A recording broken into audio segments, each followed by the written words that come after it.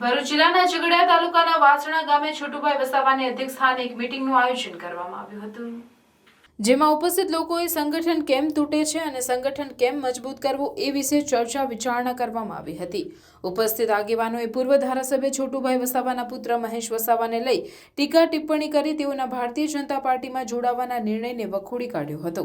વધુમાં છોટુભાઈ વસાવાએ જણાવ્યું હતું કે આગામી દિવસોમાં લોકસભા બેઠકો લડવા સાથે જનજાગૃતિનું કાર્ય કરી આદિવાસી સમાજના હક માટે લડત લડવામાં આવશે અને અમારી રણનીતિ શું છે આદિવાસીઓની, એસસી એસટી ઓબીસીની, કેમ કે બહુમતી સમાજ છે આ દેશની અંદર અને જે 2% લોકો 3% લોકો ભેગા થઈને અમારા પર રાજ કરે છે એ પ્રશ્ન અમને બહુ જ મૂંઝવે છે।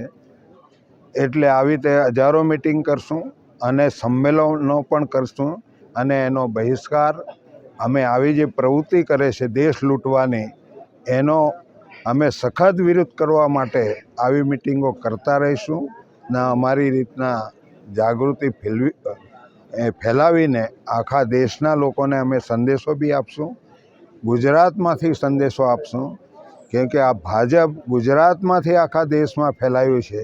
અહીંથી જ અમે એની જે રણનીતિ અમારા વિરુદ્ધમાં છે એનો પ્રચાર પણ ગુજરાતમાંથી ચાલુ કરશું અને એ દરેક રાજ્યની અંદર માણસો અમે પેદા કરીને એનો સામનો કરશું, વિરોધ કરશું। ઓડિશા હોય, આખા દેશમાં આદિવાસીઓની પરિસ્થિતિ શું કરી છે એ ખબર છે અમને। અમારા નદી નાળા, અમારું શિક્ષણ, અમારું બજેટ બધું જ લૂંટી લીધું છે ને। આ ગુજરાતની અંદર અમારું જે અલગ બજેટ છે ટ્રાઇબલનું, બનાવટી ઓફિસો કરીને કેટલા વર્ષથી ખાય છે એ જ પૈસાથી આખા દેશમાં એની પાર્ટીનો વિકાસ કર્યો છે આરએસએસ વાળાએ, ભાજપે। એનો અમે સખત વિરોધ કરીએ છીએ। એનો ચેરમેન બી મુખ્યમંત્રી છે ગુજરાતનો, એને ખરેખર એના પર મુકદ્દમો થવો જોઈએ કે આદિવાસીઓનું બજેટ ખાઈ ગયો છે। એ જિમ્મેવાર માણસ છે, પકડે છે બીજાને ત્યાં અધિકારીને, અરે ભાઈ આખી ઓફિસ બનાવટી હોય તો એનો ચેરમેન નહીં જાણતો એવું કોણે કહ્યું? મારે એમ કહેવું એટલે બનાવવાની જે તપાસ કરી રહેલા છે એને અમે નથી સમજતા એવું નથી, અમે સમજ બી પાડી દઈશું તમને કે ભાઈ આવી રીતના તમે બજેટ ખાધું છે, તમે એના ચેરમેન છે। ચેરમેન બની શકે એવું છે જ નથી આ ટ્રાઇબલનું, ઇલીગલ ચેરમેન બનીને અમારું બજેટ ખાઈ રહેલા છે। એટલી તો લાગણી થવી જોઈએ ને। વિકાસની વાત કરે છે નરેન્દ્રભાઈ ફરી ફરીને, હમણાં ચૂંટણી આવી બધાને ગેરંટી આપે છે। આની ગેરંટી આપવાની છે? આવા પૈસા ખાઈ જવાની હે?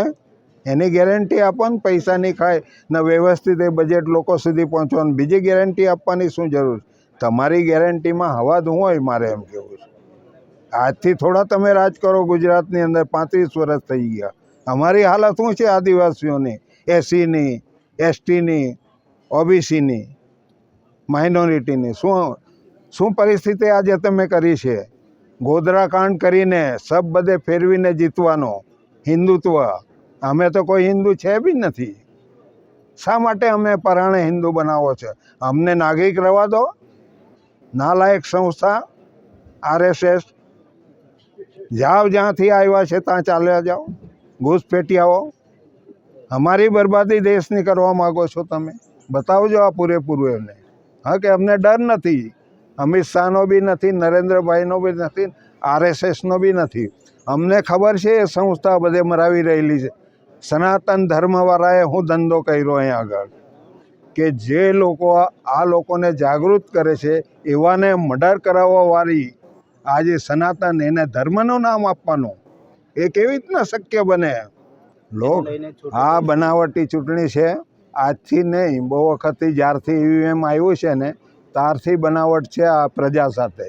એને હું ચૂંટણી નથી ગણતો, એનું સેટિંગ છે આ।